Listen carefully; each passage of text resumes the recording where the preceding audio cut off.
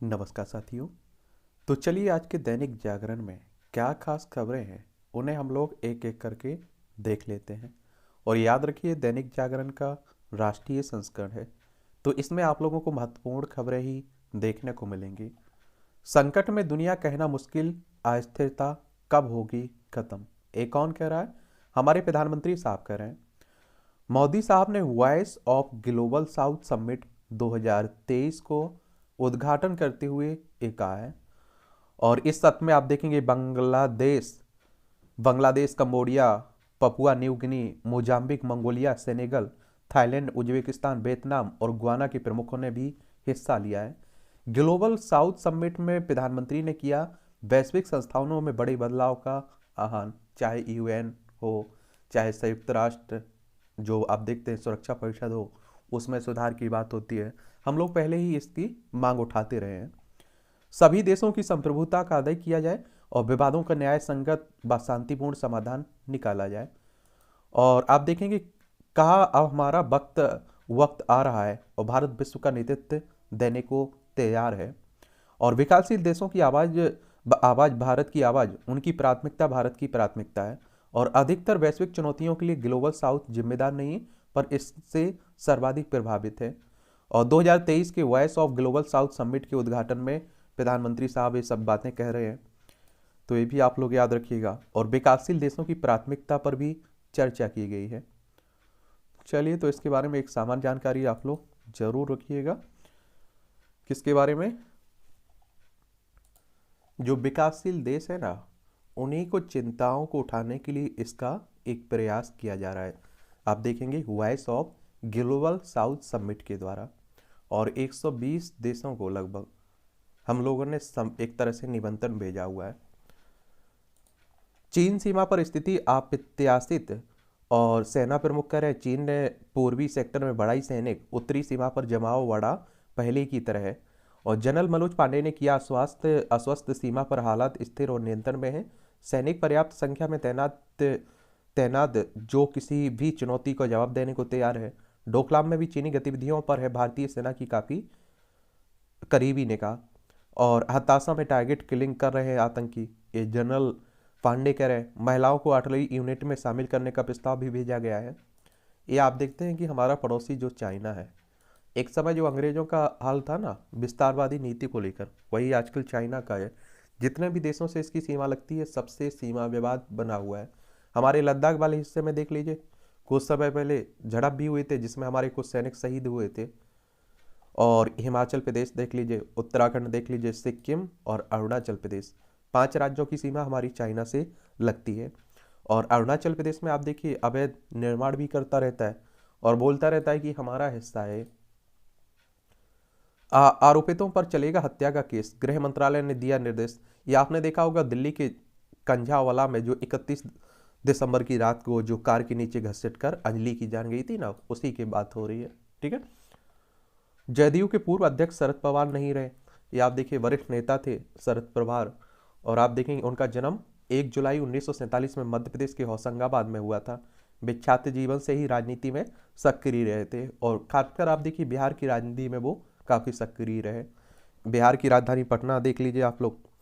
और इसकी अंतर्राष्ट्रीय सीमा आप देखेंगे कि किससे लगती है? नेपाल से लगती है। राज्यों में आप देखेंगे तो उत्तर प्रदेश, झारखंड और पश्चिम बंगाल से लगती है बिहार की सीमा। और अगर आप लोग इसकी सीमा यहाँ विधानसभा सीटों की बात करें तो 243 सीटें हैं, विधान परिषद में 75 सीटें हैं, राज्यसभा में आपकी 16 सीटें हैं, लोकसभा में 40 सीटें हैं। 94,163 वर्ग किलोमीटर में फैला हुआ है। फागू चौहान यहाँ के राज्यपाल हैं, मुख्यमंत्री नीतीश कुमार हैं। ठीक है, तो उन्हीं की डेथ हुई है शरद यादव की। पूर्व वित्त सचिव अरविंद मायाराम के घर पर सीबीआई के छापे डले हैं, भारतीय करेंसी छापने के ठेके में गड़बड़ी को लेकर। और सीपीआई की अगर हम लोग बात करें तो सेंट्रल ब्यूरो ऑफ इन्वेस्टिगेशन की बात होती है। और इसकी स्थापना की बात करें तो 1 अप्रैल 1963 में हुई थी। नई दिल्ली में इसका हेडक्वार्टर आपको देखने को मिलेगा। अब आप देखें बंगाल में आयकर विभाग की छापेमारी में टीएमसी विधायक के घर और फैक्ट्रियों से 11 करोड़ रुपए मिले हैं। ये आप लोग देखेंगे कि पश्चिम बंगाल में भी काफ़ी भ्रष्टाचार सामने आ रहे हैं। और पश्चिम बंगाल अगर आप लोग चलें तो आप देखिए वेस्ट बंगाल की बात हो रही, कोलकाता इसकी राजधानी है, इसकी सीमा उड़ीसा, झारखंड, बिहार, सिक्किम और असम से लगती है। अंतर्राष्ट्रीय सीमा नेपाल, भूटान और बांग्लादेश से लगती है। यहाँ की ममता बनर्जी मुख्यमंत्री हैं, सीबी आनंद बोस यहाँ के राज्यपाल हैं। विधानसभा में 294 सीटें हैं, लोकसभा में 42 सीटें हैं, राज्यसभा में 16 सीटें हैं। और 88,752 वर्ग किलोमीटर में आपका कौन क्या फैला हुआ है? आपका पश्चिम बंगाल फैला हुआ है, तो ये भी याद रखिएगा। जोशीमठ में गतिरोध खत्म, 2 होटल गिराने का काम शुरू हो गया है। ये आप देख रहे हैं कि जो दरारें पड़ रही हैं ना यहाँ मकान में, कहाँ की बात हो रही है? उत्तराखंड की बात हो रही है। उत्तर प्रदेश से अलग करके बनाया गया था। देहरादून इसकी राजधानी, इसकी सीमा हिमाचल प्रदेश और उत्तर प्रदेश से लगती है। राज्य अंतर्राष्ट्रीय सीमा इसकी चाइना, नेपाल से लगती है। विधानसभा में 70 सीटें हैं, राज्यसभा में आपकी 3 सीटें हैं, लोकसभा में 5 सीटें हैं। और आप देखेंगे कि पुष्कर सिंह धामी यहाँ की चीफ मिनिस्टर है। तो हम लोग पृथ्वी के साथ काफ़ी छेड़छाड़ कर रहे हैं, उसी का भुगतान भी करना पड़ रहा है। कश्मीर में घटेगी सेना की संख्या, सीआरपीएफ संभालेगी कमान। ये जम्मू कश्मीर की बात हो रही है। आप सभी जानते हैं 370 35 से हटा दिया गया और आप देखते हैं कि 2 भागों में बांट दिया गया। और आपका दोनों केंद्र शासित प्रदेश हैं। बस जम्मू कश्मीर में दिल्ली की तरह विधानसभा देखने को मिलेगी। और सीआरपीएफ की बात होती है ना, तो आप देखेंगे कि इससे क्या कहते हैं आप लोग, सेंट्रल रिजर्व पुलिस फोर्स की बात होती है। और इसका हेडक्वार्टर आपको नई दिल्ली में देखने को मिलेगा, तो ये भी याद रखिएगा। कल से बढ़ेगी ठंड, 0 से नीचे पहुंच सकता है तापमान। अब आप देखिए ठंड का मौसम है तो पड़ेगी। पाक उच्चायुक्त के अधिकारी से महिला का किया यौन उत्पीड़न, पाकिस्तान की बात हो रही है। भाजपा दुनिया की पहली डिजिटल पार्टी बनी, 18 करोड़ कार्यकर्ता और पार्टी के जिसमें से 3 करोड़ से अधिक कार्यकर्ता ऐसे हैं जो किसी ना किसी पद पर है। और एक क्लिक पर राष्ट्रीय अध्यक्ष से लेकर बूथ स्तर तक के पदाधिकारी, सरल ऐप पर भाजपा की 3 करोड़ से अधिक पदाधिकारी का डाटा अपलोड, बूथ स्तर तक के पदाधिकारी से भी रियल टाइम संवाद संभव है। और आप देखिए भारतीय जनता पार्टी की बात करते हैं तो 1980 में इसकी स्थापना हुई थी और इस डिजिटल दौर का वो फ़ायदा उठा रही है, उसका फ़ायदा मिल रहा है। वो आप देखिए कि सोशल मीडिया पर बड़ी अच्छी सी एक्टिव है और जो आपका अपना मुद्दा पहुंचाना होता है बड़े जल्दी से पहुंचा देती है। तो अपग्रेड हुई है, आप लोग कहिए। ये सभी खबरें आपकी राष्ट्रीय राजधानी दिल्ली से है और दिल्ली केंद्र शासित प्रदेश है। अरविंद केजरीवाल यहाँ के मुख्यमंत्री हैं। विधानसभा में 70 सीटें, राज्यसभा में 3 सीटें, लोकसभा में 7 सीटें आपको देखने को मिलेंगी। नौकरशाही के जरिए आप पर निशाना साध रहा है केंद्र, ये आप लोगों को पहले भी बोला है। दिल्ली में आप देखिए कि बाकी राज्यों में चुने हुए मुख्यमंत्री के पास जितनी शक्तियाँ होती है ना, दिल्ली में नहीं है उतनी। और इसीलिए आप देखते हैं दिल्ली सरकार और केंद्र और उपराज्यपाल के बीच हमेशा तनातनी चलती रहती है। तो उसी को लेकर बात हो रही है। राजधानी से बाहर विज्ञापन पर हुए 163.61 करोड़ रुपए जमा कराने को कहा गया है ना। दिल्ली सूचना विभाग की सचिव ने केजरीवाल को भेजा रिकवरी का नोटिस, तो उसी को लेकर चल रहा है। फिनलैंड में शिक्षकों की ट्रेनिंग पर एलजी व सरकार में रार, दिल्ली के एजुकेशन मॉडल को और शानदार बनाने की जगह रोकना शर्मसार है, ये मनीष सिसोदिया कह रहे हैं, यहाँ के शिक्षा मंत्री। 12 कॉलेजों को समय से अनुदान के लिए सीएम को लिखा पत्र। स्पाइस जेट के विमान बम की सूचना, ली गई तलाशी। अंतर्राष्ट्रीय एयरपोर्ट की बात हो रही है, इंदिरा गांधी अंतर्राष्ट्रीय एयरपोर्ट पर। आतंकी अर्शदीप के 2 मददगारों को हिरासत में लिया गया है। गणतंत्र दिवस से पहले आप देखते हैं और गणतंत्र दिवस पर अशांति फैलाने की इन सबकी कोशिश भी रहती है। ट्रायल बाई फायर पर नहीं लगी रोक, ये आप देखिए। उपहार सिनेमा अग्निकांड पर बनी जो वेब सीरीज है उसी को लेकर बात हो रही है।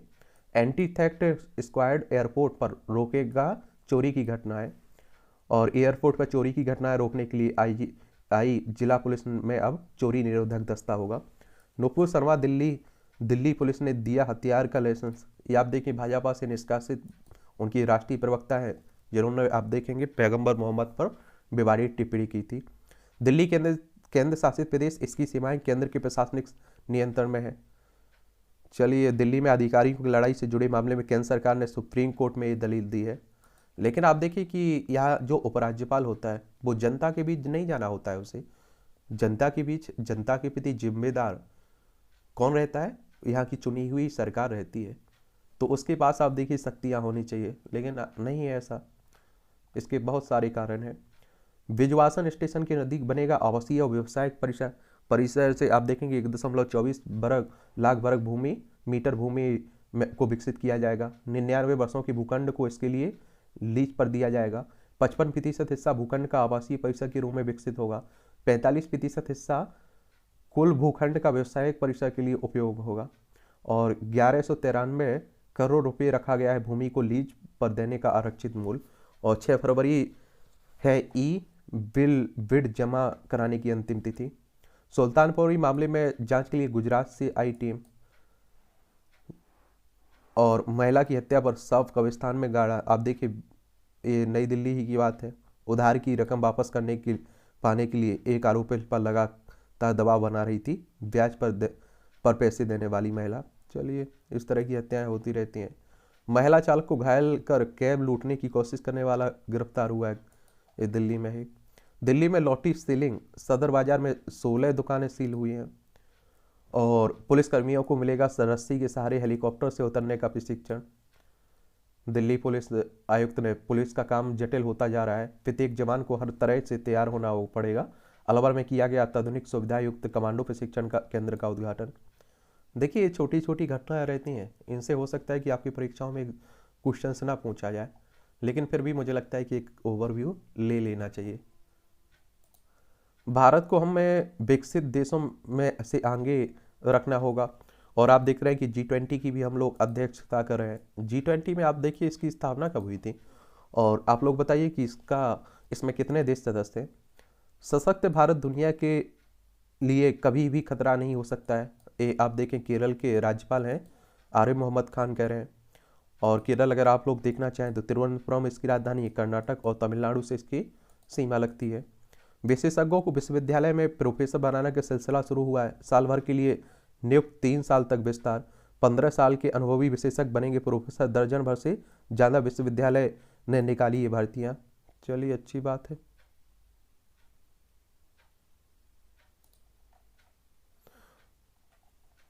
मार्च में 40 अफ्रीकी देशों के साथ बड़ा सैन्य अभ्यास करेगा भारत।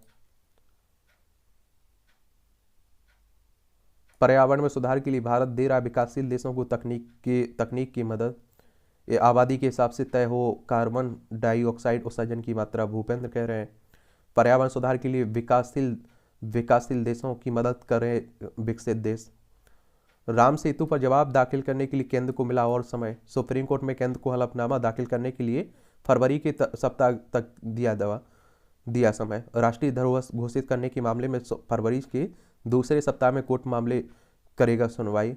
और सुप्रीम कोर्ट की आप लोग देखते हैं कि सर्वोच्च अदालत है हमारी, संविधान के अनुच्छेद 124 के तहत इसकी स्थापना की बात कही गई। 28 जनवरी 1950 में इसकी स्थापना हुई थी। और आप देखते हैं कि राम सेतु यहाँ आप लोगों को देखने को मिलेगा। कहते हैं कि भगवान राम इसी के जरिए श्रीलंका गए थे, और ये श्रीलंका हमारा पड़ोसी है। पाक जलनू मन्नार की खाड़ी आप लोगों को यहीं देखने को मिलेगी। श्रमिकों की सामाजिक सुधार पर G20 देश करेंगे मंथन। हम लोग अध्यक्षता कर रहे हैं ना, कई बार इसके बारे में बात कर चुके हैं। फर्जी सूचनाएं फैलाने वाले 6 यूट्यूब चैनल्स का हुआ पर्दाफाश। शिक्षा और चिकित्सा के बड़े केंद्र के रूप में उभर रहा है भारत। हाईवे पर 1298 ब्लैक स्पॉट पर NHAI की नज़र। जोखिम वाले स्थानों को स्थायी रूप से ठीक करने पर जोर। सड़क सुरक्षा सप्ताह में विशेष तौर पर जिम्मेदारी तय की गई। ब्लैक स्पॉट NHAI के लिए कई वर्षों चुनौती रहे। और एक और बात याद रखिए, सड़क दुर्घटनाओं में हर साल लाखों लोगों की डेथ होती है, वो हमारे लिए चिंता का कारण भी बना हुआ है। तो उन्हीं को ध्यान में रखते हुए एक कदम उठाए जा रहे हैं। महादायी नदी जल मुद्दे का समाधान जल्द निकालेंगे, मंत्री शेखावत कह रहे हैं। गोवा और कर्नाटक के बीच चल रहे महादायी नदी जल विवाद के बीच बात हो रही है। इस तरह के नदी जल विवाद हो, सीमा विवाद हो, आप देख रहे हैं कई राज्यों में बने हुए हैं। ये आप लोग गोवा देखना चाहें तो ये गोवा है, पणजी इसकी राजधानी, इसकी सीमा महाराष्ट्र कर्नाटक से लगती है। और ये कर्नाटक है, कर्नाटक की सीमा, इसकी राजधानी बेंगलोर हो गई, इसकी सीमा गोवा महाराष्ट्र तेलंगाना आंध्र प्रदेश तमिलनाडु केरल से लगती है। तो यहीं की बात हो रही है। और इस नदी की अगर हम लोग बात करें ना, महादायी नदी, ये कहाँ से निकलती है ये आप लोग देख लीजिए इसके बारे में। इसे मंडोवी, जिसे महादई या महादेई नदी के नाम से भी जानते हैं, भारतीय राज्य गोवा की जीवन रेखा के रूप में जाना जाता है। मंडोवी और जुआरी गोवा राज्य की दो प्राथमिक नदियां हैं, तो ये भी याद रखिएगा। ये भीमगढ़ से निकलती है कर्नाटक से और अरब सागर में गिर जाती है। भारत जोड़ो यात्रा, हमारी लड़ाई संघ से है, राहुल गांधी कह रहे हैं। संघ क्या है? ये आरएसएस की बात हो रही है, राष्ट्रीय स्वयंसेवक संघ की बात कर रहा हूँ। और इसकी स्थापना की बात करें तो 27 सितंबर 1925 में हुई थी। नागपुर में इसका हेडक्वार्टर देखने को मिलेगा। केशव बलिराम हेडगेवार इसके फाउंडर हैं। और हिंदू राष्ट्र हिंदुत्व की बात करता है संगठन। इस तरह के कार्टून भी कई बार आपकी परीक्षाओं में पूछ लेता है, उस पर आपको कुछ शब्द लिखने के लिए कहा जाता है, तो सोचा करिए, लिखा करिएगा। पीठासीन अधिकारियों ने माना विधायक का सर्वोच्च उसे कानून बनाने का अधिकार है। अखिल भारतीय पीठासीन अधिकारियों का 2 दिवसीय सम्मेलन हो रहा है ना, उसी को लेकर बात हो रही है। ये जयपुर में हो रहा है। कहाँ? राजस्थान में। राजधानी है जयपुर। इसकी अंतर्राष्ट्रीय सीमा पाकिस्तान से लगती राज्यों में गुजरात, मध्य प्रदेश, उत्तर प्रदेश, हरियाणा और पंजाब से लगती है। और यहाँ के अशोक गहलोत मुख्यमंत्री हैं, ठीक है। और उपराष्ट्रपति का केशवानंद फैसले को गलत बताना सुप्रीम कोर्ट पर बड़ा हमला है। कांग्रेस, कल आप लोगों ने देखा होगा कि 1973 का जो केशवानंद भारती केस था ना, फैसला था ना, उसी को लेकर जो टिप्पणी की गई उस पर बात हुई थी। और एक केशवानंद भारती के बारे में हम लोग बात कर चुके थे कल। और हम लोग एक क्या करेंगे, पूरी एक आप देखेंगे कि क्लास ही इस पर रख लेते हैं, टाइम मिलने दीजिए।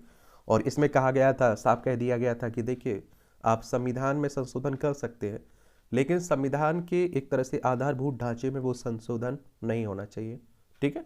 यानी कि कहने का सीधा सा मतलब ये है, इस फैसले में ये कह दिया गया कि मान लीजिए कि आपकी एक मकान आपका खड़ा हुआ है, तो उसकी नींव जो खड़ी हुई है, आप ऊपर कई मंजिल बना सकते हैं, लेकिन नीचे नींव में परिवर्तन आप नहीं कर सकते। तो उसी तरह से संविधान की जो मूल भावना है, मूल ढांचा है, उसमें संशोधन नहीं किया जा सकता है।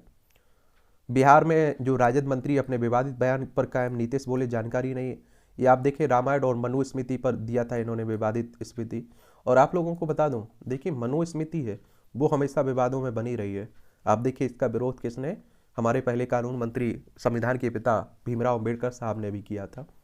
बिहार में खाद की कालाबाजारियों का बड़ा रैकेट, सुधाकर सिंह कह रहे हैं।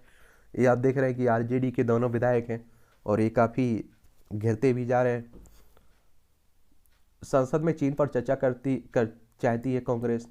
ये भाजपा सांसद ने विवेकानंद से की पीएम की तुलना। ये आप देखते हैं कि कल विवेकानंद साहब का जन्मदिन था, भारतीय युवा दिवस के रूप में मनाते हैं उनके जन्मदिन को। केंद्रीय मंत्री फग्गन सिंह कुलस्ते का ट्विटर हैंडल हैक हुआ है। केंद्रीय इस्पात और ग्रामीण विकास राज्य मंत्री हैं। वोटिंग प्रोटोटाइप बैठक से पहले कांग्रेस की चर्चा। त्रिपुरा में कल्याणकारी योजनाओं का नया इतिहास। आप देखेंगे त्रिपुरा में चुनाव होना है और अगरतला इसकी राजधानी है। और आप देखेंगे कि इसे बांग्लादेश तीनों तरफ से घेरे हुए है। क्या? 3 तरफ से घेरे हुए है, तो उसी को लेकर बात हो रही है। इसकी सीमा आप देखेंगे असम से लगती है, मिजोरम से लगती है। और मानिक शाह यहाँ के चीफ मिनिस्टर है अभी।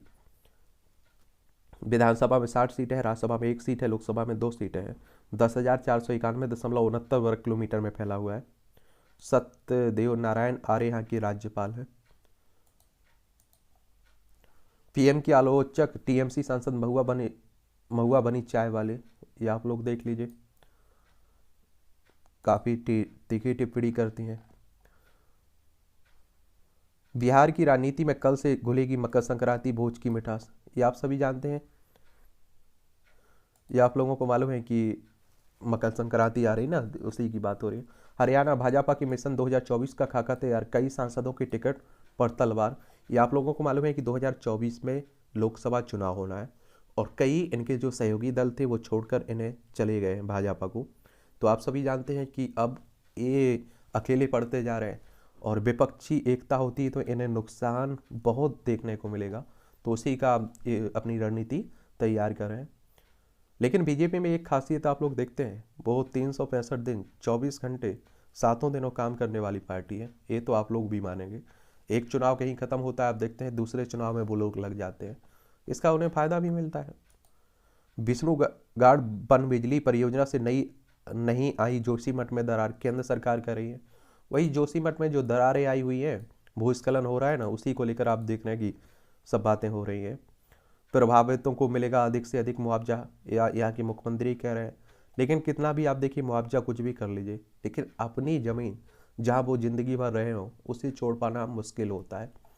केजरीवाल अखिलेश के को साथ ले कांग्रेस के विरोध में हुए केसीआर। ये आप लोगों को मालूम है, भारत जोड़ो यात्रा चल रही है, उसी को लेकर सब चल रहा है, राहुल गांधी के द्वारा चल रही है ना। नोटबंदी जीएसटी ने बर्बाद किए छोटे व उद्यम उद्योग। ये राहुल गांधी की टी शर्ट धोने के लिए साथ चलती है टेप, देख लीजिए। ये सब आप देखते हैं, आरोप प्रत्यारोप सब चलता रहता है। शिवाजी ऐतिहासिक काल से हमारे आदर्श हैं, मोहन भागवत कह रहे हैं। राहुल गांधी की याचिका पर अब दूसरी बेंच में होगी सुनवाई। झारखंड कोर्ट के जस्टिस नवनीत कुमार की अदालत में राहुल गांधी की ओर से दाखिल याचिका पर सुनवाई। स्वयं को अलग करते हुए मामलों की दूसरी बेंच आप देखें। चलिए, नक्सलियों पर एयर स्ट्राइक को लेकर सस्पेंस। ये आप देखें बीजापुर जगदलपुर में आप देख रहे हैं, ये नक्सल हमारे ही देश के लोग हैं। बस आप देखेंगे कि इनका अलग रास्ता है, इन्होंने अपना लिया। नक्सलवाद शब्द की उत्पत्ति पश्चिम बंगाल की नक्सलवाड़ी गांव से हुई थी। भारतीय कम्युनिस्ट पार्टी के नेता चारू मजूमदार और कानू सन्याल ने 1967 में सत्ता के खिलाफ एक सशक्त आंदोलन शुरू किया था, और मजूमदार चीन के कम्युनिस्ट नेता माओ से तुंग के बड़े प्रशंसक थे, और इसी कारण से नक्सलवाद को माओवाद के नाम से भी आप लोग जानते हैं। और देखिए, एक और बात आप लोगों को मालूम होना चाहिए कि बहुत सारे नक्सलवादी अपना रास्ता छोड़कर मेन स्ट्रीम में भी जुड़ चुके हैं। हिमाचल में ओपीएस के साथ एनपीएस में रहने का विकल्प देगी सरकार। ये आप सभी जानते हैं, पुरानी पेंशन योजना को लेकर काफ़ी चुनावी मुद्दा भी बना था, कांग्रेस की सरकार भी बन चुकी है। हिमाचल की शिमला और धर्मशाला राजधानी, इसकी अंतर्राष्ट्रीय सीमा चाइना से लगती राज्यों में लद्दाख, जम्मू कश्मीर, पंजाब, हरियाणा, उत्तर प्रदेश, उत्तराखंड। विधानसभा में 68 सीटें हैं, राज्यसभा में आपकी 3 सीटें हैं, लोकसभा में 4 सीटें आपको देखने को मिलेगी। बस्तर रेल पर सांसदों ने खोला मोर्चा, जवाब ना दे पाए रेलवे अफसर। उत्तर प्रदेश में मदरसा छात्रों की स्कॉलरशिप में करोड़ों के घोटाले पर कोर्ट सख्त हुआ है। मुंबई की कोर्ट ने ममता बनर्जी को जारी किया सम्मन को किया निरस्त। राष्ट्रगान के अपमान को लेकर आप देख रहे हैं, और सब अब चलते रहते हैं, मुझे लगता है ज़्यादा। एक पिछड़ा वर्ग का आरक्षण बढ़ाने के फैसले पर रोक, हाईकोर्ट, कर्नाटक हाईकोर्ट ने एक, आप लोगों ने इंदिरा साहनी बना केस सुना होगा, उसमें 50% सीमा रखी गई है आरक्षण की, लेकिन कई राज्यों में आप देखते हैं कि 76% पहुंच जा रहा है, 79% पहुंच जा रहा है। फिर आप देखते हैं वो कोर्ट जाते हैं, कोर्ट उस पर स्टे लगा देता है, निरस्त कर देता है। ये सब राजनीतिक ड्रामा रहता है, और आरक्षण सबसे विवादित मुद्दों में से एक है, आप सभी जानते हैं इस बात को, तो इस पर बड़े सोच समझ के बोलना चाहिए। चलिए, तो ये भी याद रखिएगा। और ये शरद यादव जिनकी डेथ हुई है ना, वो कई आप देखिए मंत्री पद पर भी रहे हैं, तो ये भी आप लोग याद रखिएगा।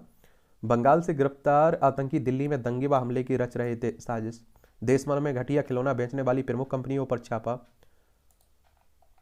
पंजाब की महिला प्रोफेसर का आरोप पाक उच्चायुक्त में अधिकारी ने किया, ये आप देखिए उसी की बात हो रही है। सीबीआई को मिली जनार्दन रेड्डी की संपत्ति सील करने की अनुमति। तेलंगाना और आंध्र प्रदेश में रेड्डी की करीब 219 नई संपत्तियों का पता लगा है, और पूर्व मंत्री रहे हैं जनार्दन। बंगाल में प्रोफेसर की नौकरी छीनने के विरोध में उतरे शिक्षाविद। अंबानी स्कूल को बम से उड़ाने की धमकी देने वाला गिरफ्तार हुआ है। बाकी हमले से अलग अलग स्थानों पर 2 की मौत। महाराष्ट्र में सिख फौजियों के लिए हेलमेट खरीदने का विरोध। बेटे का शव लेकर कार्यालय पहुंचे सिपाही ने जड़े आरोप, मिला 1 महीने का अवकाश। पत्नी और बच्चों को देख के लिए अधिकारी से मांगी थी।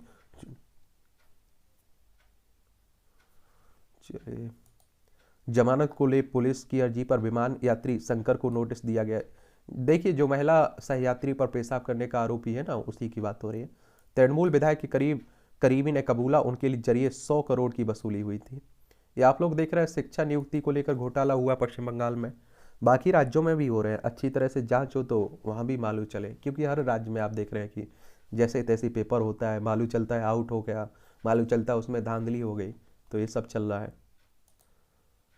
तटरक्षक बल को मिला नया स्वदेशी जहाज कमला देवी, बड़ी समुद्री सुरक्षा।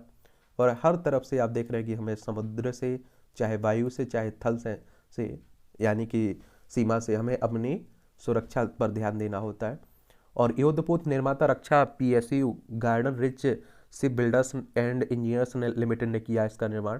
और समाज सुधारक और स्वतंत्रता सेनानी कमला देवी चट्टोपाध्याय के नाम पर रखा गया इसका नाम। चलिए अच्छी बात है।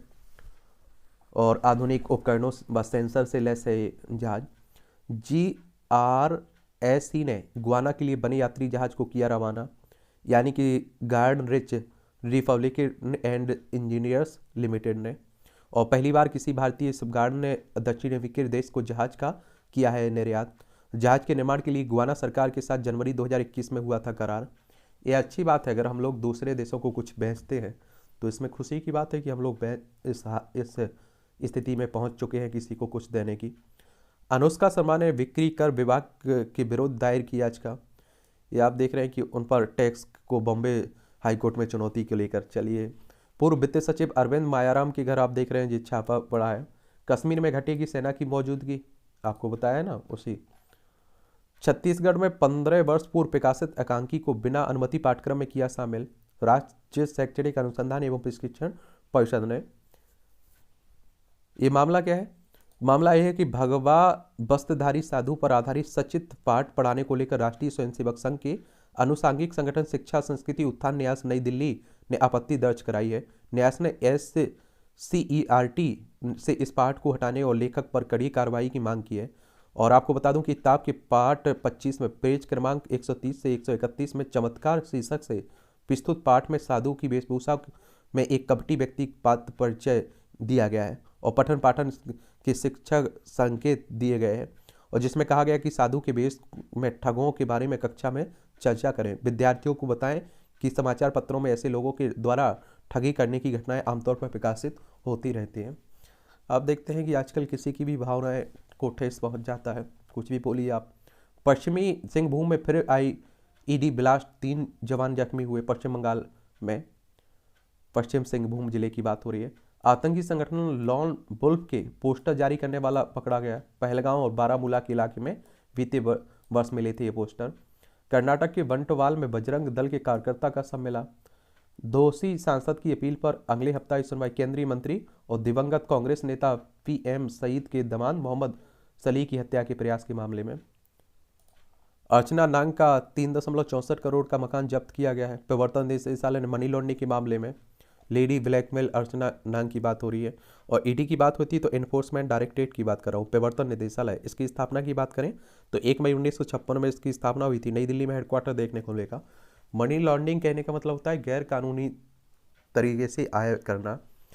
सरकारी योजनाओं को सही राय दिखा, 1.5 वर्ष में बदली छवि। और उत्तर प्रदेश के अलीगढ़ की तलसेरा ग्राम पंचायत की प्रेरक कहानी। विकास कार्यों के लिए ना अतिरिक्त धन मांगा, ना निजी धन व्यय किया। तो आप देखिए, कहते हैं ना कि वो अगर पंचायतें चाहे, सरपंच चाहे, प्रधान चाहे, तो आप देखिए 90 से 95% समस्याओं का समाधान कर सकता है। लेकिन आप सभी जानते हैं कि अधिकतर सरपंच भ्रष्टाचार में ही लिप्त होते हैं, अपने कमाने पर ही जोर देते हैं। ये आप लोग संपादकीय पाठ है, इसे भी पढ़ लिया करिएगा आर्टिकल को। और एक बात और याद रखिएगा, जो भी महत्वपूर्ण आर्टिकल रहते हैं उन्हें फेसबुक पेज पर डाल देता हूँ, अन्य न्यूज़पेपरों के आर्टिकल को, तो वहाँ जाकर आप लोग पढ़ लिया करिएगा।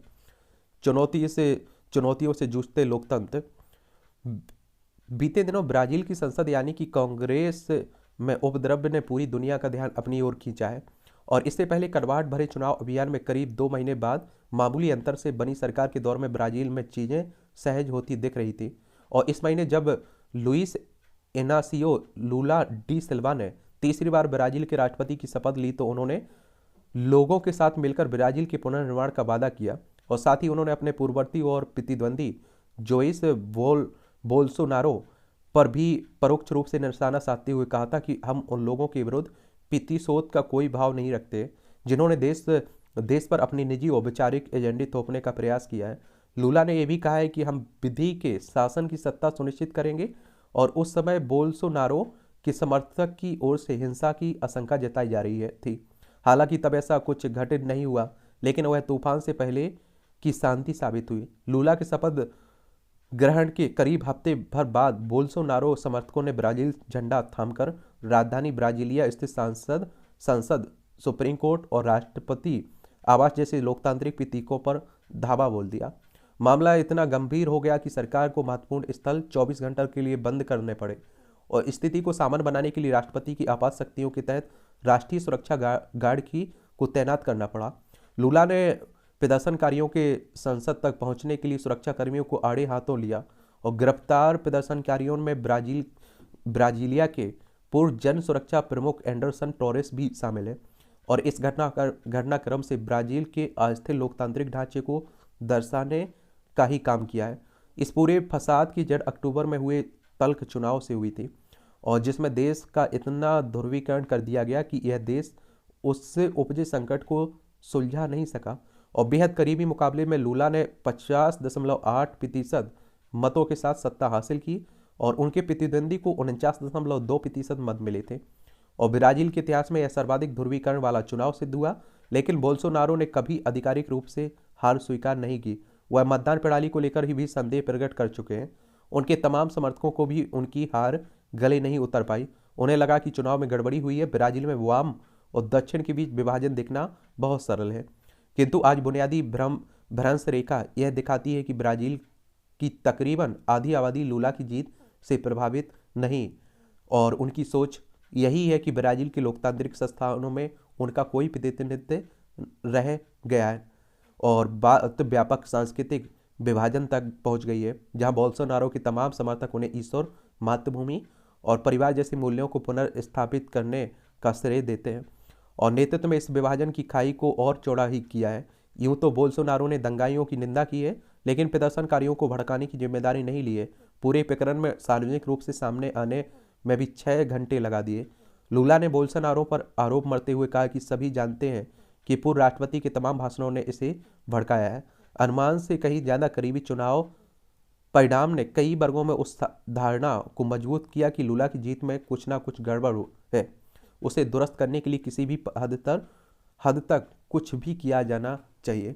देखिए, हमारे देश में भी आप देखते हैं कि चुनाव होता है, प्रधानमंत्री के लिए चुनाव होता है। आप लोगों को मालूम है कि आप देखिए कि अभी भी 37 से 38% जाति यानी कि समुदाय का ही आप देखेंगे क्या जनता का वोट मिला है बीजेपी को और प्रधानमंत्री बने हैं नरेंद्र मोदी साहब। आप देखिए कि उनके खिलाफ ही कितनी 67 से 68% जनसंख्या उनके खिलाफ, यानी कि उन्होंने किसी और को वोट दिया है। लेकिन आप देखते हैं कि उनका चुनाव होने के बाद सभी उन्हें अपना प्रधानमंत्री मानते हैं। तो आप सोचिए कि इसी तरह की स्थिति बन रही है। यहाँ वो राष्ट्रपति नहीं मानने को तैयार है, वो कह रहे हैं कि हमारा अलग ही उन्होंने एक तरह से समझ लिया। तो उसी को लेकर बवाल हो रहा है और इसे आप देखेंगे, इस प्रकरण ने 2 वर्ष पहले ट्रंप समर्थकों द्वारा अमेरिकी संसद में किए गए उपद्रव की यादें ताजा कर दी हैं। ट्रंप के कुछ समर्थकों की भी अफवाहों के माध्यम से ब्राजील में इस संकट को और बढ़ाने में भूमिका रही है। यह ब्राजीली लोकतंत्र के समक्ष समीक्षा का समय है। संस्थान स्वाभाविक रूप से नाजुक होते हैं, उनकी निरंतर निगरानी आवश्यक होती है। कारगर बने रहने के लिहाज से राजनीतिक लोकतंत्र सबसे कठिन संस्थागत ढांचा होता है, क्योंकि इसमें भावनात्मक जुड़ाव की आवश्यकता होती है। तानाशाही शासनों में ऐसा जुड़ाव नहीं होता था। वहाँ एक सुगठित नौकरशाही सब कुछ प्रबंध करने में पर्याप्त होती थी।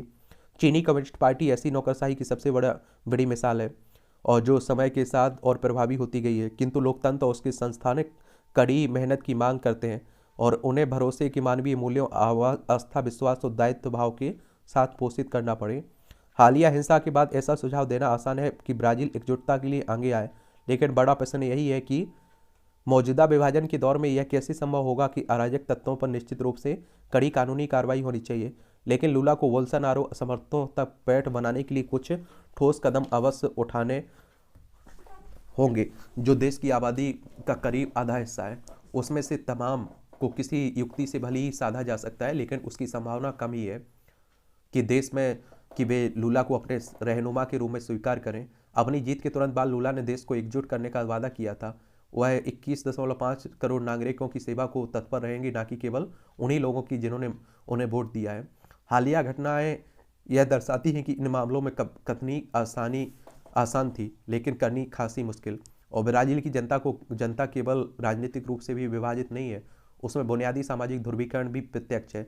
यह नीतियों में प्रतिबिंबित भी हो रहा है। ऐसे में लूला के समक्ष चुनौतियां खासी कड़ी हो गई हैं और जिसमें उन्हें एक तरह से राष्ट्र का नए सिरे से निर्माण करना है।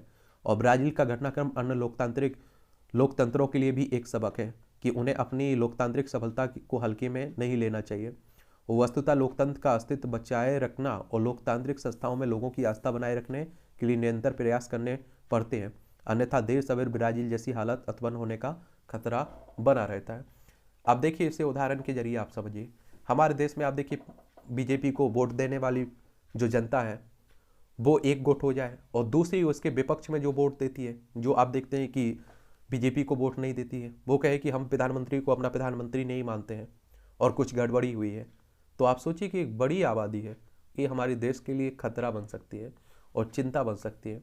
इसीलिए आप देखते हैं कि हमारा जो चुनाव आयोग है एक संवैधानिक संस्था है, और भले ही आप देखिए राजनीतिक पार्टियां उठाती रहे कुछ भी, लेकिन आप देखते हैं कि वो निष्पक्ष संस्था है। और जब उस पर आप देखते हैं कि कुछ होता है तो इसीलिए चिंता भी जताई जाती है।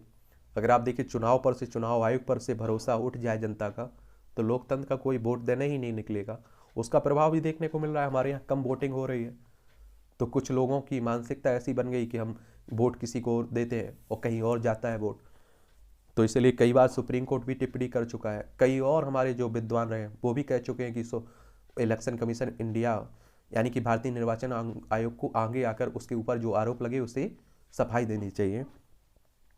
और संविधान के अनुच्छेद 324 के तहत आप देखते हैं कि हमारे यहाँ इलेक्शन कमीशन ऑफ इंडिया की स्थापना की गई है। 25 जनवरी 1950 में इसकी स्थापना हुई थी। नई दिल्ली में हेडक्वार्टर देखने को मिलेगा। सुकुमार सेन पहले मुख्य चुनाव आयुक्त थे, और जो विधानसभा, राज्यसभा, लोकसभा, राष्ट्रपति, उपराष्ट्रपति, विधान परिषद के चुनाव होते हैं यही करवाता है। आबादी का स्वरूप बिगाड़ती घुसपैठ। राज्य यदि केंद्र का सहयोग नहीं करेंगे तो घुसपैठ तस्करी पर नियंत्रण पाना असंभव है। ये आप लोग सभी जानते हैं कि हमारे जो पड़ोसी देश हैं यहाँ से आप देखते हैं कि हम लोग अनुमति भी नहीं देते हैं, फिर भी लोग हमारे क्षेत्र में आ जाते हैं, तो उसी को लेकर लिखा जा रहा है, देख लीजिएगा। संस्कृति और संस्कार, ये भी अच्छा कॉलम लिखा जाता है।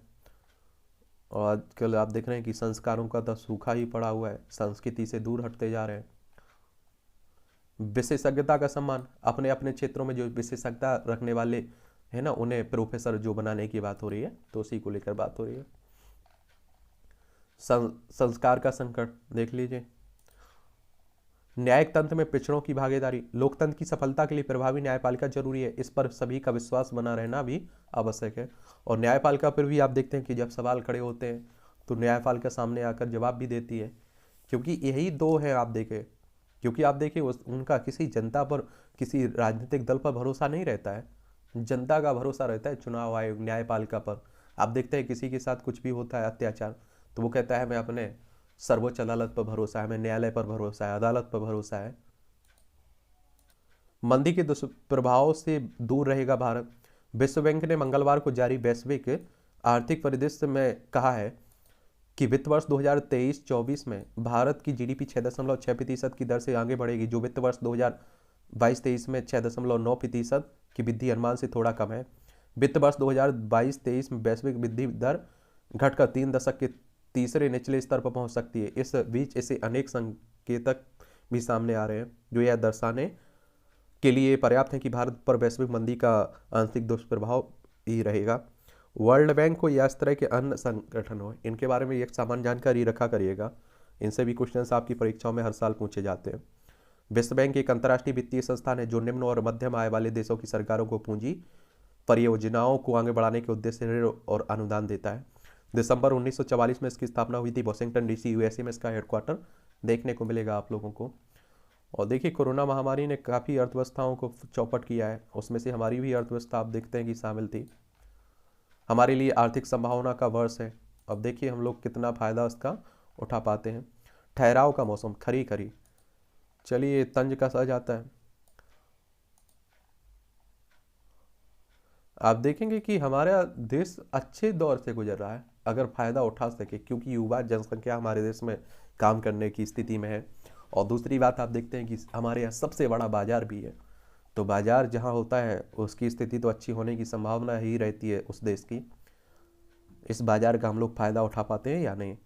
एक दूसरे के किले पर नज़र आप देखें, झारखंड को लेकर हो रही बात, और झारखंड आप देखें तो इसकी रांची इसकी राजधानी है और बिहार से अलग करके बनाया गया था। इसकी सीमा बिहार, उत्तर प्रदेश, छत्तीसगढ़ उड़ीसा और पश्चिम बंगाल से लगती है। हेमंत सोरेन यहाँ के चीफ मिनिस्टर हैं। नशे के काले बाजार पर प्रहार। पिछले कुछ वर्षों के दौरान देश में बड़ी संख्या में युवा नशे की चपेट में आ रहे हैं, जिनकी संख्या निरंतर बढ़ रही है। यह बड़ी चिंता का विषय बनता जा रहा है, जिसका समाधान होना चाहिए। और आप देख रहे हैं कि कई जगह से ड्रग्स भी पकड़ी जा रही हैं, कई हजार करोड़ रुपए की। आप देख रहे हैं ईवी का हब बनने की राह पर भारत। टाटा मोटर्स के एमडी शैलेश चंद्रा ने कहा है, अपने देश जैसा माहौल कहीं और नहीं है। इलेक्ट्रॉनिक जो आप देख रहे हैं आजकल वाहन आ रहे हैं ना, उन्हीं के लेकर बात हो रही है। 2024 के आखिरी तक देश में सड़क दुर्घटना में 50% की कमी लाई जाएगी, गडकरी साहब करें। और आप देखते हैं सबसे अच्छा काम कोई कर रहा है अगर मंत्रियों में, तो नितिन गडकरी साहब है। हर कोई इनकी आप देखते हैं कि तारीफ करता है। दक्षिण अफ्रीका में सबसे तेजी से बढ़ता ब्रांड बना महिंद्रा। और आप देखो दक्षिण अफ्रीका से हमारे गांधी साहब का भी संबंध रहा है। 1915 में वो दक्षिण अफ्रीका से ही आए थे 9 जनवरी को, इसलिए प्रवासी दिवस आप लोग मनाते हैं। ये दक्षिण अफ्रीका है और ये आप देखेंगे हमारा प्यारा भारत है, यहाँ देखने को मिलेगा। मारुति की जिप्सी का नया अवतार जिमनी लॉन्च हुआ है। और हाइड्रोजन फ्यूल वाली यूनिक 7 पेश की गई है। हाइड्रोजन को आप लोग भविष्य का ईंधन भी कहते हैं। कार में सोलर के साथ इलेक्ट्रिक चार्जिंग की मिलेगी सुविधा। 18 माह बाद कंपनी इस कार को करेगी लॉन्च। और 14 की क्षमता की लगी है बैटरी। 250 किलोमीटर तक चल सकेगी एक बार फुल चार्ज में। इससे आप देखिए पर्यावरण के अनुकूल है ये, लेकिन इसमें भी कई चुनौतियां हैं। डीजल की चोरी रोकेगा डेटम एटीएम। और मौजूदा इंफ्रास्ट्रक्चर में बिना बदलाव ईवी डेटम करेगा वाहन चार्ज। खुदरा महंगाई में राहत का सिलसिला जारी है। ये 10 लाख टन अरहर दाल आयात होगी। आयात का मतलब हम लोग कुछ खरीद रहे हैं, निर्यात का मतलब होता है हम लोग कुछ बेच रहे हैं। इन्फोसिस का शुद्ध लाभ 13% बढ़कर 6,586 करोड़ रुपए हो गया। आपसी सप्लाई चेन को मजबूत करेंगे भारत और अमेरिका। एचसीएल को तीसरी तिमाही में 4,096 करोड़ का लाभ हुआ है। यूक्रेन और रूस के बीच आप लोग देख रहे हैं कि युद्ध भी हो रहा है, और ये युद्ध लंबे समय से चल रहा है। ये यूक्रेन है, ये रूस है, ये हमारा प्यारा भारत आप लोगों को देखने को मिलेगा। तो यहीं को लेकर बात हो रही है, आप देखेंगे। और यूक्रेन में हो रही मोर्चेबंदी, भीषण लड़ाई की आशंका। रूस ने यूक्रेन में 30 अतिरिक्त यूनिटें तैनात की हैं। गुलाम कश्मीर में हो सकता है रोटी के लिए दंगा। देखिए जो आप देखते हैं कि जो पाकिस्तान के कब्जे में है ना जम्मू कश्मीर वाला हिस्सा, उसी की बात हो रही है। आप देखते हैं लद्दाख का हिस्सा है अब, ठीक है। पंजाब प्रांत की मुख्यमंत्री परवेज इलाही से प्राप्त किया विश्वास मत। पाकिस्तान में पाक ने भारतीय सामग्री प्रसारित करने वाले केवल ऑपरेटरों पर कार्रवाई की है। आईएस ने ली काबुल में हमले की जिम्मेदारी। और अमेरिका में एफएए पर साइबर हमले के साक्ष्य नहीं मिले हैं। फेडरल एविएशन एडमिनिस्ट्रेशन पर पाकिस्तान ने दी सफाई। लंदन हवाई अड्डे पर यूरेनियम युक्त कार्गो कराची का नहीं था। फ्रांसीसी प्रकाशक ने हैरी संस्मरण की 130,000 नई प्रतियां छापी। मेलबर्न में आप देखेंगे स्वामी नारायण मंदिर में तोड़फोड़ हुई है। ऑस्ट्रेलिया में आप देखिए बलूचिस्तान में पाक ने बीते वर्ष 195 की जान ली और 629 को गायब किया है।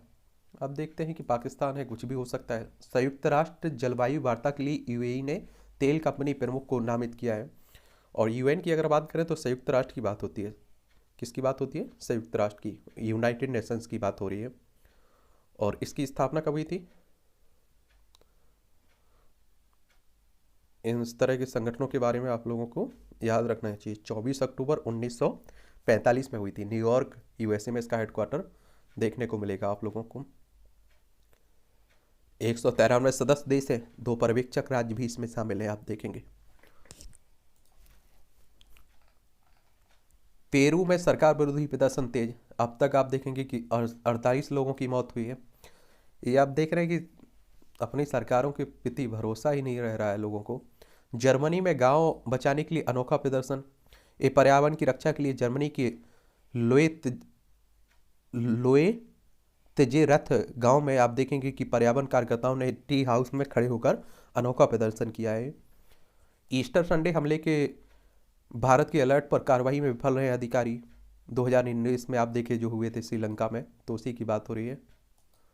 ये आप देखते हैं खेल का क्षेत्र है, एक ओवर भी ले लिया करिएगा। कुलदीप ने फिर मनवाया लोहा। भारत ने दूसरे वनडे में श्रीलंका को 4 विकेट से हराया, सीरीज में 2-1 की बढ़त मिली है। और SA लीग में IPL जैसे लोगों के इस्तेमाल से BCCI नाराज हुआ है दक्षिण अफ्रीका में, आप देखेंगे।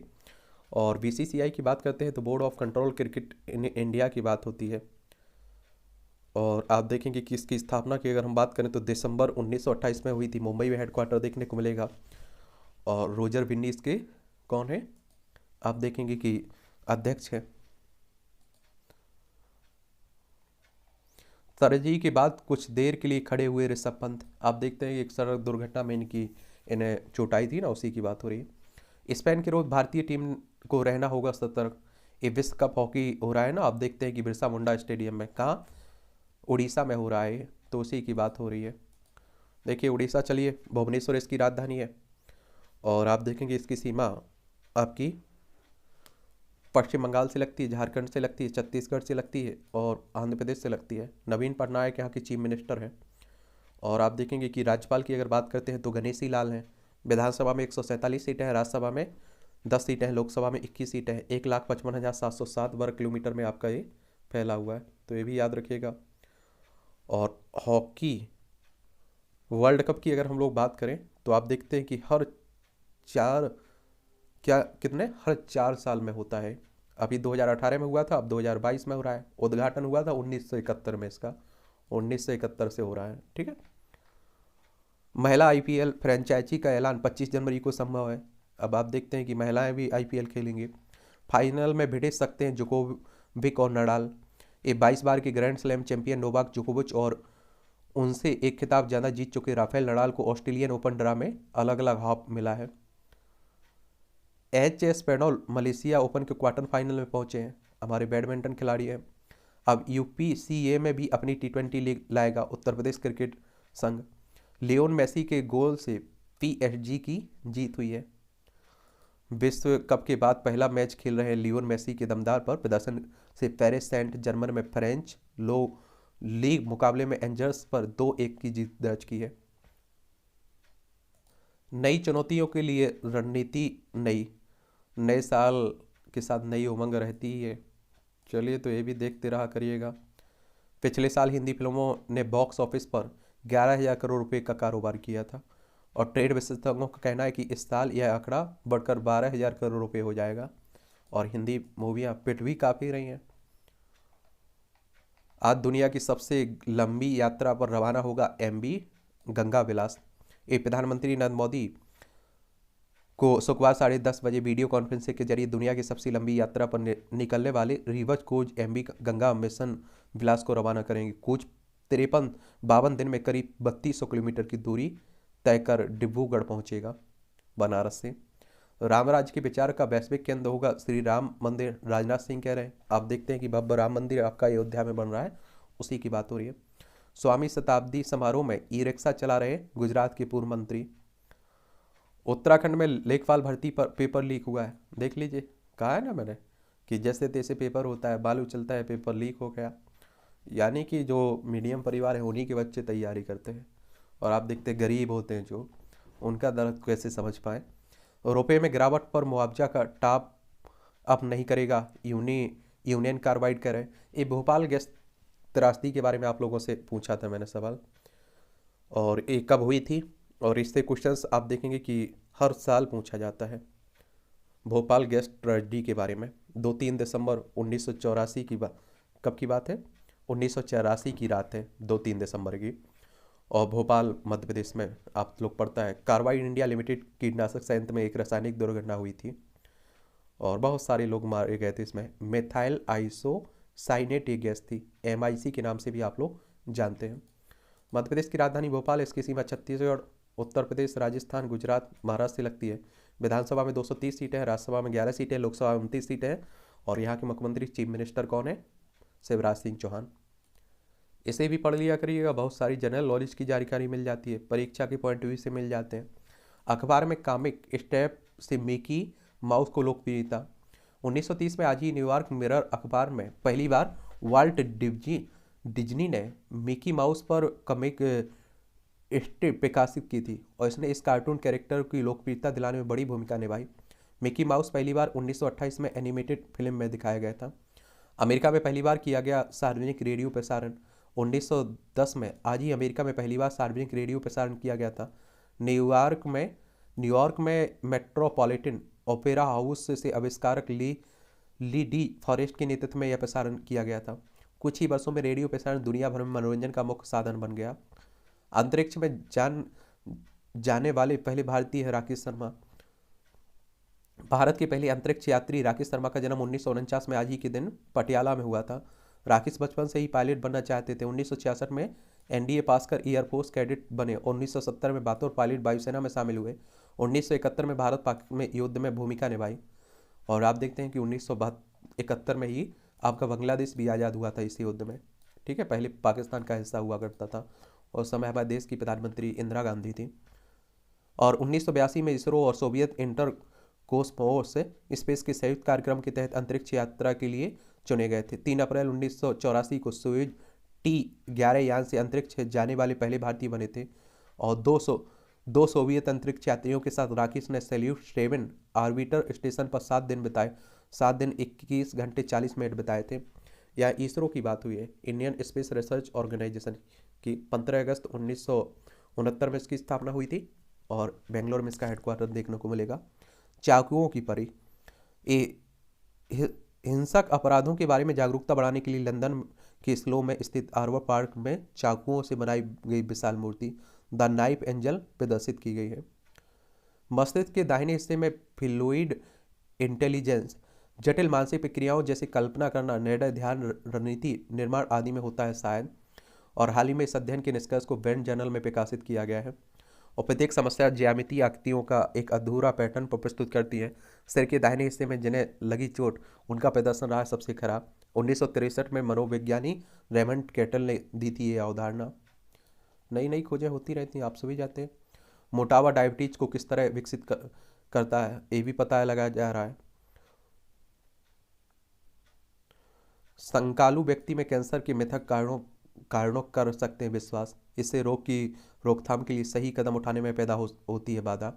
और बीएमजे जर्नल में दिसंबर अंक में प्रकाशित अध्ययन का ये निष्कर्ष निकला है। पालतू कुत्ते ने रस्सी कूद का बनाया गिनीज वर्ल्ड रिकॉर्ड। देखिए बर्लिंग की बात है, विदेश में ही हो सकता है ऐसा। किसी भी तरह से कुत्ते भी अब देख रहे हैं कि वर्ल्ड रिकॉर्ड बना रहे हैं। जब रात के 2 बजे अपने प्रशंसकों से मिले शाहरुख खान, लक्ष्य राम आनंद की फिल्म में विद्युत जमाल ने ली टाइगर की जगह। धैर्य की परीक्षा लेने वाली परिस्थितियों के बीच शूट की गई थी द अंडरवर्ल्ड। गायकी की ही मेरी पहली प्राथमिकता है। चलिए आप लोग देख लीजिए, ऐसे माधुरी ने बिरजू महाराज को कोरियोग्राफी के लिए मनाया था। स्टारडम को किसी प्रतिस्पर्धा की तरह नहीं देखा, कार्तिक आर्यन कह रहे हैं। और इस तरह से आप देखेंगे कि आज के न्यूज़पेपर की कहानी ख़त्म होती है। आप लोग पढ़ते रहिए, एंजॉय करते रहिए। और आपके कोई सवाल हो, मेरे लिए सुझाव हो तो आप लोग ज़रूर बताइएगा, ठीक है। और आवाज़ बढ़ाने की बात होती है, पूरी आवाज़ मैं अपनी तरफ से कोशिश करता हूँ और मैं देखता हूँ पर्याप्त है। आप लोग ईयरफोन लगा कर सुना करिएगा, काफ़ी आवाज़ आती है। फिर भी अगर कोई सुधार होगा तो देख लेंगे हम लोग, ठीक है।